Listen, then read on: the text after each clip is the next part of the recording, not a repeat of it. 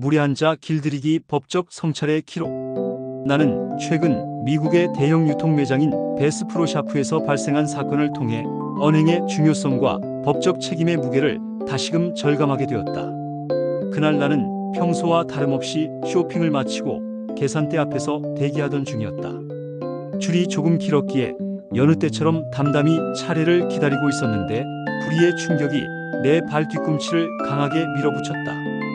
순간의 통증과 당혹감에 반사적으로 뒤를 돌아보니 중년의 백인 남성이 고령의 여성이 탄 휠체어를 무심히 밀고 있었고 그 발판이 내 뒤꿈치를 강타한 것이었다.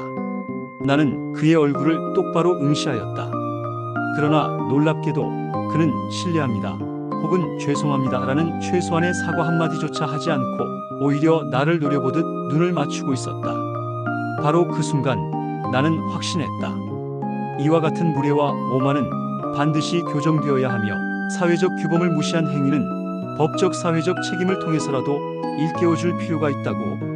나는 곧바로 자리에 주저앉아 매장 관리자 스토어 매니저를 호출하였다. 급히 달려온 관리자는 무슨 일이냐고 묻자 나는 명확히 진술했다. 이 남성이 휠체어 발판으로 나의 뒤꿈치를 가격하여 나는 심각한 고통을 호소하고 있으며 따라서 즉시 경찰과 앰뷸런스가 필요하다. 내 발언은 단순한 과장이 아니라 피해자로서 응당 요구할 수 있는 법적 구제 수단의 발동이었다. 그제서야 그 중년 남성의 표정은 일순간 굳어졌다. 사태의 심각성을 자각한 그는 급히 나에게 다가와 부축하려 했으나 나는 단호히 제지했다. 당신이 의사입니까? 라고 묻자 그는 아니라고 답했다. 따라서 나는 분명히 말했다. 그렇다면 나를 만지지 마십시오. 나는 전문적 의료 조치를 필요로 합니다. 이는 단순한 고집이 아니라 피해자의 권리로서 적법한 의료 절차와 손해 발생, 원인의 보존을 위해 필요한 당연한 조치였다. 이때 휠체어에 타고 있던 고령의 여성은 눈물을 글썽이며 미안하다는 말을 했다. 이어 그 남성 또한 결국 죄송하다고 고개를 숙였다. 그러나 이미 매장 안은 술렁였고 다수의 고객들이 사건 현장을 에워싸며 상황을 주시하였다. 곧이어 출동한 경찰에게 나는 자초지종을 말했고 경찰들은 매장에 설치되어 있는 CCTV를 일일이 확인하고 카피를 확보했다. 또 앰뷸런스는 나를 응급실로 후송하였고 가해자는 현장에서 형사 절차에 따라 체포되었다. 응급실 침상에 누워있던 나에게 얼마 지나지 않아 그 남성은 경찰서에서 모든 취조를 받고 나를 찾아왔다. 그는 완전히 달라진 태도로 정중히 사과하며 말했다. 당신의 모든 의료비와 정신적 손해를 내가 배상하겠다. 제발 소송만은 취하해달라. 그 순간 나는 불과 몇 시간 전만 해도 나를 무시하며 오만하던 그가 이렇게 돌변하여 간곡히 애원하는지 지켜보았다. 이 자리에는 나의 법률가 동료들도 함께 있었다. 그들은 냉정히 말했다. 당신이 얼마나 무모한 짓을 저질렀는지 아느냐? 당신은 큰 실수를 했다. 그제서야 그는 내가 단순한 개인이 아니라 법률 전문직에 종사하는 사람임을 인지했고 그의 안색은 사색으로 변했다. 그의 태도는 그야말로 천당과 지옥을 오가는 자각 그 자체였다. 이 사건을 통해 내가 강조하고 싶은 것은 단 하나다. 말 한마디가 모든 것을 바꿀 수 있다는 사실이다. 그가 사건 직후 단지 미안합니다라는 짧은 사과 한마디만 했더라면 이 모든 법적 절차와 사회적 망신은 피할 수 있었을 것이다.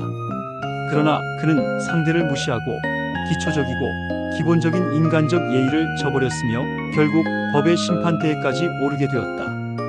법률적으로 보자면 그의 행위는 불법행 위토트에 해당한다. 타인의 신체에 물리적 손해를 가한 것은 불법행 위책 임시벌 라이어빌리티를 발생시키며 피해자는 그로 인한 손해배상을 청구할 수 있다. 더불어 피해자가 즉각적 통증을 호소하고 공공장소에서 사건이 발생한 점을 고려할 때 이는 단순한 경미사고를 넘어 형사적 책임 크리미널 라이어빌리티의 여지도 충분히 존재한다. 특히 공공질서와 안전을 해친 행위로서 폭행죄 배터리 또는 과실치상 네글러전트 인저리의 범주에 해당될 수 있으며 이는 단순 사적 분쟁을 넘어 사회적 법익 침해로 간주된다. 한편 피해자가 응급조치를 요구하고 경찰 및 구급차 호출을 정당하게 요청한 것은 적법 절차도 프로세스 오브 로에 의거한 권리 행사였다. 피해자가 전문 의료인의 진단을 받기 전까지는 어떠한 제3자의 접촉도 불필요하거나 유예할 수 있으며 이는 손해보상의 범위와 인과관계를 명확히 하기 위한 정당한 보호조치라 할 수 있다. 나의 법조 동료들이 가해자에게 직언했듯 무지와 오만은 언제나 더 큰 법적 결과를 초래한다. 결국 그는 자신의 행위가 단순한 불찰이 아니라 상대방의 권익을 침해한 중대한 과오임을 깨닫고 고개를 숙였다. 결론적으로 이 사건은 나에게도 깊은 교훈을 남겼다. 말 한마디가 천냥 빚을 갚는다는 속담은 결코 과장이 아니다. 타인을 존중하는 최소한의 언어적 예절, 곧 사과는 때로는 막대한 법적 분쟁과 사회적 불이익을 예방할 수 있는 가장 강력한 도구다.